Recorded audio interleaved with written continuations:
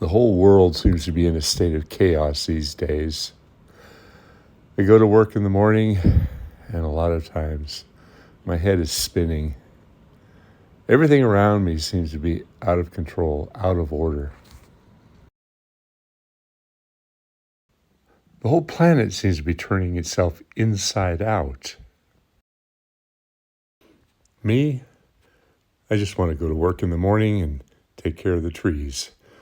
I just want to do the best job possible. I enjoy my job. I really like getting up in the trees and taking care of the trees that may be in trouble or may be having problems.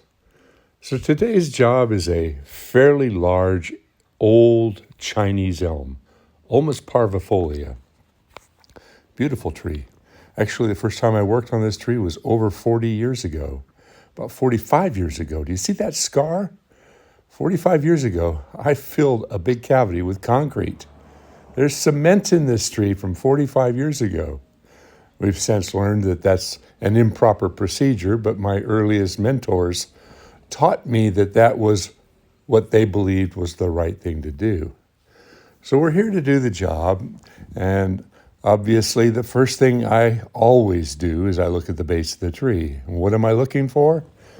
Any indication of insects or fungus or cracking in the soil, raising of the roots, the environment around. What kind of a surface is this tree growing in? You can see that there was a lawn there and the lawnmower was scalping that particular root. But that lawn is dead. The lawn on the other side's green.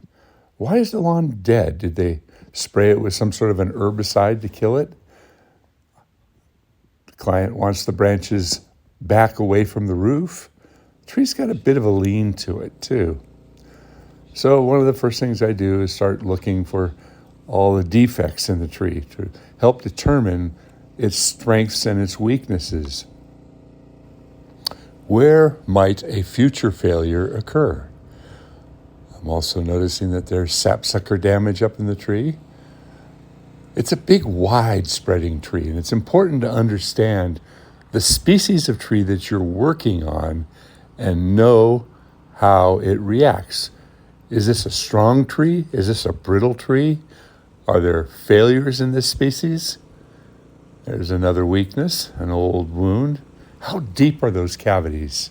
There's a wound that's completely compartmentalized and been absorbed. It hasn't healed, it's just wrapped it up. Here's where there was an old tear. You can see that there was a big branch ripped out of this area. Whenever there's a stub, I try to retain as much of the active cambium as possible. And I said that there is sapsucker damage, and if you look at it closely, interesting, this tree seems to tolerate the sapsucker damage better than, say, a walnut or a live oak. Some trees, when the sapsucker, which is a bird, pecks its way around, leaves marks all the way in the tree, and those can lead to areas of decay. The Chinese elm, though, it seems to kind of absorb them. Here's where I started off. I had to take out a great, big, broken top. I'm sorry I didn't show that, but a hole in the middle of the tree is now evident because of that broken piece. I chose to leave that big stub up there in hopes that it's going to sucker out and possibly fill in that void. You can always take it out in the future, but you can't put it back.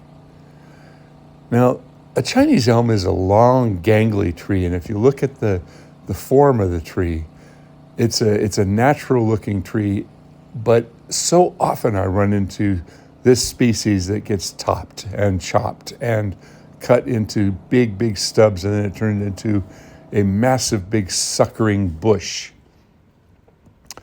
So I'm moving the bucket truck around a few times. I got back, and we had a kind of a busy intersection. It's in a residential area, but cars came flying around the corner, so we had to put our sign up and lots of cones. And because I've got the small bucket truck kind of in an awkward position there, I didn't want a car flying around the corner and taking me out, especially when I was up in the air.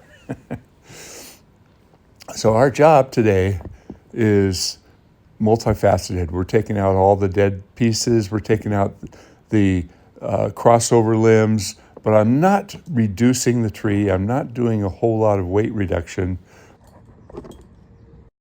Now, a lot of climbers use a chainsaw to cut out suckers, as in this example, but it's so much better to use hand tools like hand pruners or a hand saw because it reduces the size of the wound. Stub that I want to clean up of the dead piece, but I'm going to do it in such a way where I preserve the integrity of the active cambium tissue, the healthy tissue. I cut it in such a way where I did not damage the bark. That means it'll continue to absorb it. Now, there was lots and lots of old stubs and dead pieces up in this tree. I started this tree a long time ago, but they've had many owners, so I'm not the only one that's worked on it. I took out that piece, and you could see where it was rubbing. I took out those other two dead pieces as carefully as I possibly could. Oh, here, this is interesting. This is where two branches were rubbing for such a long time that they actually have a graft union going together. You can't separate that anymore. It's just an unusual circumstance. Is it a weakness? Well, I don't think so in this case. All right, we're back to the piece that I was talking about before where we filled it with concrete. That was such a long, long time ago. It's been proven to be an improper practice. People don't do that anymore. But 45 years ago, that was pretty much what people were doing. People were filling wounds with concrete. They'd clean them all the way out and put cement in there. This is just down the street. This is a beautiful crepe myrtle, and I actually worked on this tree the first time 45 years ago, and I've been maintaining it. You notice that it's never been topped. It's never been chopped. The term crepe myrtle comes to mind.